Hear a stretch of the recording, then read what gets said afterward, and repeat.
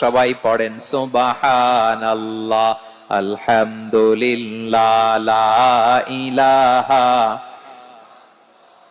সুবহানাল্লাহ, আলহামদুলিল্লাহ, লা ইলাহা ইল্লাল্লাহ, লা ইলাহা ইল্লাল্লাহু মুহাম্মাদুর রাসূলুল্লাহ সাল্লাল্লাহু আলাইহি ওয়াসাল্লাম। প্রিয় ভাইরা, আল্লাহ তাআলার অনেকগুলো নাম আছে। আল্লাহ তাআলার এই নামগুলো ধরে তার নাম আমাদের ডাকতে হবে, জপতে হবে। বিষ্ণু ইসলাম বলেন, ইন্না লিল্লাহি তিসআতান ওয়া তিসঈনা ইসমান মিআতান ইল্লা ওয়াহিদা।